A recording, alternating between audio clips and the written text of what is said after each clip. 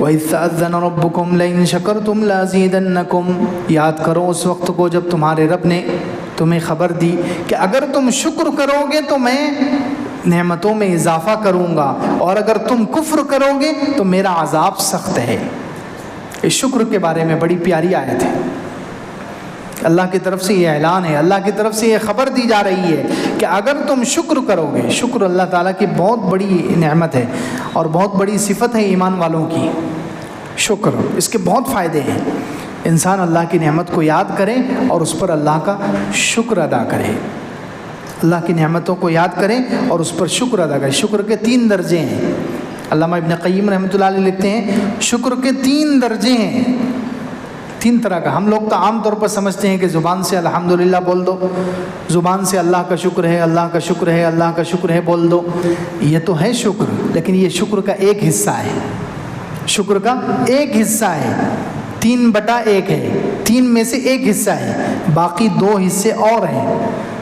تو ایک تو زبان والا شکر ہو گیا کہ زبان سے انسان اللہ کا شکر ادا کرے، دوسرا حصہ ہے دل، کہ اللہ کی نعمتوں کو سوچ کر دل اللہ کی محبت سے بھر جائے کہ اس نے مجھے اتنی نعمتیں دی ہیں، اللہ نے مجھے اتنی نعمتیں دی ہیں، تو میرا دل اللہ کی محبت سے بھر جانا چاہیے۔ کیونکہ انسان دنیا میں دیکھتا ہے کہ کسی نے احسان کیا ہے تو احسان جب اس کا یاد آتا ہے تو انسان کا دل بھر آتا ہے اس کی محبت میں، اپنے محسن کی، اپنے احسان کرنے والے کی محبت میں انسان کا دل بھر جاتا ہے۔ تو ایسے ہی جب انسان اللہ کی نعمتوں کو سوچے تو دل ایمان سے بھر جانا چاہیے، اللہ کی محبت سے بھر جانا چاہیے، یہ دوسرا حصہ ہے۔ اور تیسرا حصہ ہے شکر کا کہ بدن کا ایک ایک حصہ، بدن کا ایک ایک عضو انسان اللہ کی مرضی میں استعمال کرے، گناہوں میں استعمال نہ کرے۔ یہ 3 ملا کر پورا شکر ہے۔ زبان سے اللہ کا شکر ادا کرو کہ الحمدللہ، اللہ کا شکر ہے، جو اردو میں کہو یا عربی میں کہنا ہے تو الحمدللہ کہو۔ تو زبان سے اللہ کا شکر ایک، دوسرے نمبر پر دل اللہ کی محبت سے بھر جانا چاہیے، دل میں اللہ کی محبت ہو کہ اس نے مجھ پر اتنے احسانات کیے ہیں، میں اس سے محبت کروں، وہ میرا محسن ہے، میرا منعم ہے، مجھ پر انعامات کی بارش برسانے والا ہے۔ کتنی انعامات ہیں، صرف سانس ہے، سانس کے بارے میں علماء کرام نے لکھا ہے کہ 24 گھنٹے میں انسان تقریباً 24,000 مرتبہ سانس لے لیتا ہے، ایک ایک سانس اللہ کی نعمت ہے، 24,000 مرتبہ سانس لے لیتا ہے، کتنی بڑی نعمت ہے۔ باقی تو اور ہزاروں لاکھوں نعمتیں ہیں ہمارے اوپر، صرف سانس، اور جب سانس نہ آئے تو انسان کا کیا حال ہوتا ہے ہم سب جانتے ہیں، ہم سب نے دیکھا ہوگا کسی نہ کسی دوست کو، رشتہ دار کو، جب سانس میں مشکل ہو جاتی ہے تو وینٹیلیٹر پہ رکھا جاتا ہے اور انسان کتنا پریشان ہو جاتا ہے، جب سانس آنے جانے میں پریشانی ہو جائے تو انسان کا کتنا برا حال ہو جاتا ہے، اللہ کی پناہ۔ تو یہ تو ایک نعمت ہے، ایسی ہزاروں نعمتیں ہیں۔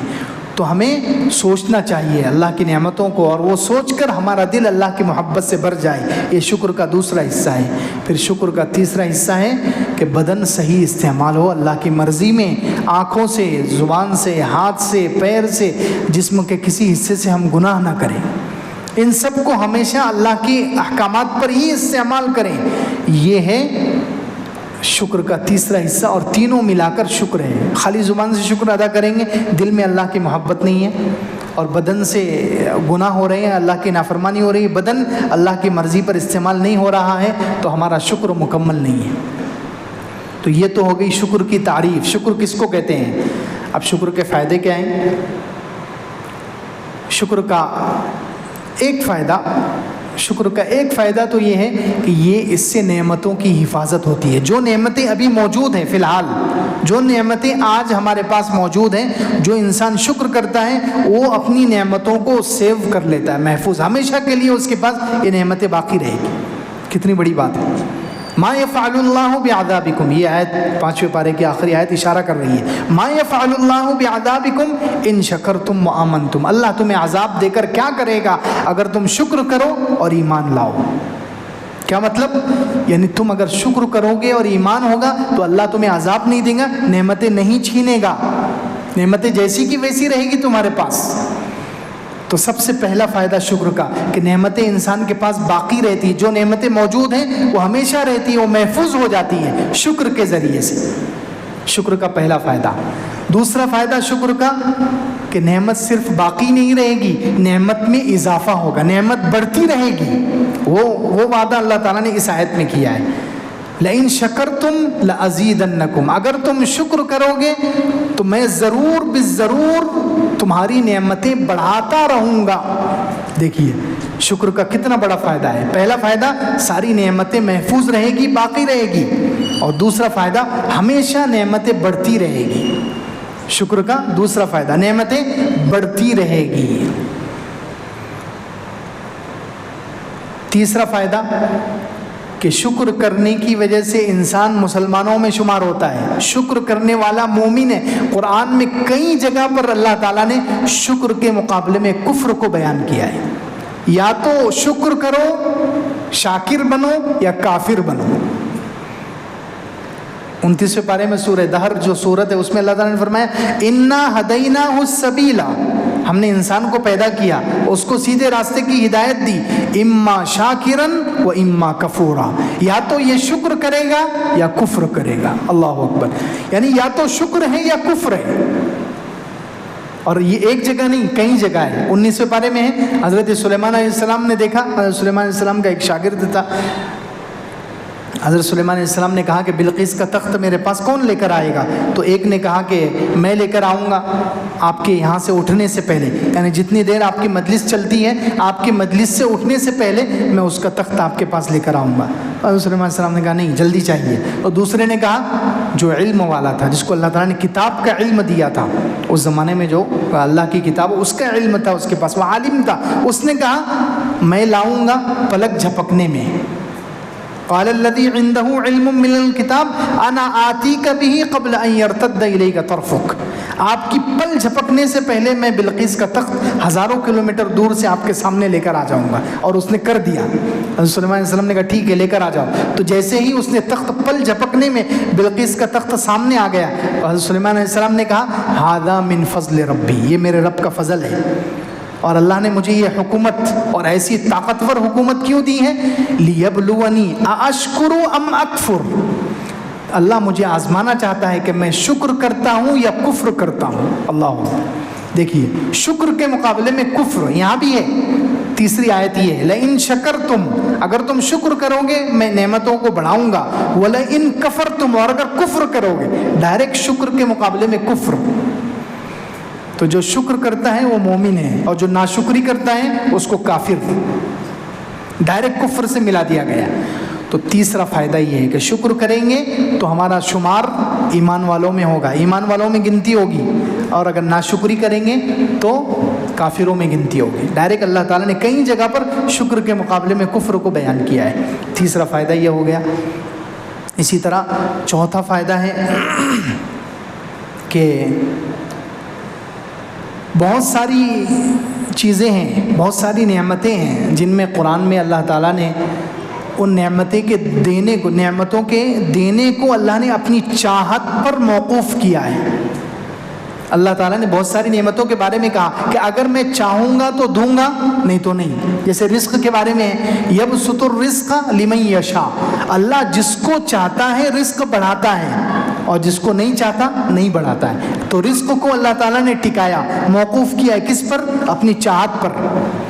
اسی طرح ایک جگہ ہے فَسَوْفَ يُغْنِيكُمُ اللَّهُ مِنْ فَضْلِهِ إِنْ شَاءَ، 10ویں پارے میں، کہ عن قریب اگر اللہ نے چاہا تو اللہ تمہیں مالدار کرے گا، یعنی مالداری دے گا کب؟ اگر چاہے گا۔ اس کا مطلب اگر نہیں چاہے گا تو نہیں دے گا۔ اسی طرح مغفرت کے بارے میں ہے کہ اللہ شرک کے علاوہ سب معاف کر دے گا، لیکن کس کو؟ وَيَغْفِرُ مَا دُونَ ذَلِكَ لِمَن يَشَاءُ، جس کو چاہے گا اس کو معاف کرے گا۔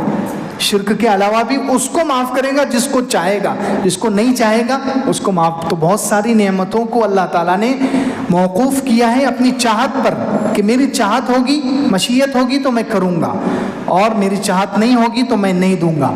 لیکن شکر ایسی چیز ہے کہ اللہ تعالیٰ نے کہا ہے شکر کرنے والوں کو تو میں ضرور دوں گا۔ اللہ اکبر، چاہنے نہ چاہنے کا لفظ ہی نہیں ہے قرآن میں، یہ اکیلی ایسی نعمت ہے، شکر ایسی صفت ہے کہ اس کے بارے میں اللہ نے یہاں بھی دیکھیے کیا کہا، لئن شکرتم لازید، اگر تم شکر کرو گے تو میں نعمتوں کو بڑھاؤں گا۔ یہ نہیں کہا کہ میں چاہوں گا تو بڑھاؤں گا، نہیں چاہوں گا تو نہیں بڑھاؤں گا، یہاں نہیں ہے۔ اسی طرح 5ویں پارے میں ہے وَسَيَجْزِي اللَّهُ الشَّاكِرِينَ، ان قریب اللہ بدلہ دے گا شکر کرنے والوں کو۔ وَسَنَجْزِي الشَّاكِرِينَ، وہاں 2 مرتبہ ہے، ہم شکر کرنے والوں کو ضرور بدلہ دیں گے، لیکن یہ لفظ نہیں ہے کہ اگر چاہیں گے تو، نہیں، شکر کرنے والوں کو تو اللہ چاہتے ہی ہے، ان کو بدلہ ملتا ہی ہے۔ کتنی بڑی بات ہے، کتنی بڑی بات ہے کہ باقی نعمتوں کے بارے میں ہے کہ اگر چاہوں گا تو دوں گا، لیکن شکر کے بارے میں یہ قید نہیں، یہ شرط اللہ تعالیٰ نے نہیں رکھی ہے۔ شکر کرنے والوں کو تو ہر حال میں اللہ تعالیٰ دیتے ہی ہیں اچھا بدلہ۔ 4،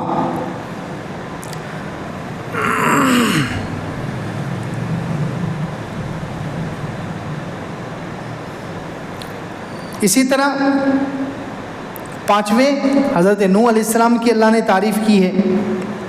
حضرت نوح علیہ السلام، ابراہیم علیہ السلام، یہ دونوں پہلے رسول ہیں، ان کی تعریف اللہ تعالیٰ نے کی ہے شکر کی وجہ سے۔ انہ کان عبدا شکورا، 15ویں پارے میں حضرت نوح علیہ السلام کے بارے میں کہا کہ وہ میرے بہت ہی زیادہ شکر کرنے والے بندے تھے۔ اور حضرت ابراہیم علیہ السلام کے بارے میں 14ویں پارے کے آخری صفحے پر ہے شاکرا لانعمہ، حضرت ابراہیم علیہ السلام اللہ کی نعمتوں کا شکر کرنے والے تھے، تو اللہ نے اس پر کیا دیا ان کو انعام، اجتباہ وہداہ الی صراط مستقیم، اللہ نے چن لیا اور ان کو سیدھے راستے کی ہدایت دی۔ وَآتَيْنَاهُ فِي الدُّنْيَا حَسَنَةً، دنیا میں بھی اچھائی دی، وَإِنَّهُ فِي الْآخِرَةِ لَمِنَ الصَّالِحِينَ، اور آخرت میں بھی وہ نیک لوگوں میں ہوں گے۔ یعنی سب کچھ اللہ نے ان کو دے دیا، نبی بھی بنا دیا، چن بھی لیا، دنیا میں بھی اچھائی دے دی اور آخرت میں بھی اچھائی دے دی۔ کس وجہ سے؟ شکر کی وجہ سے۔ دیکھیے شکر کے فائدے۔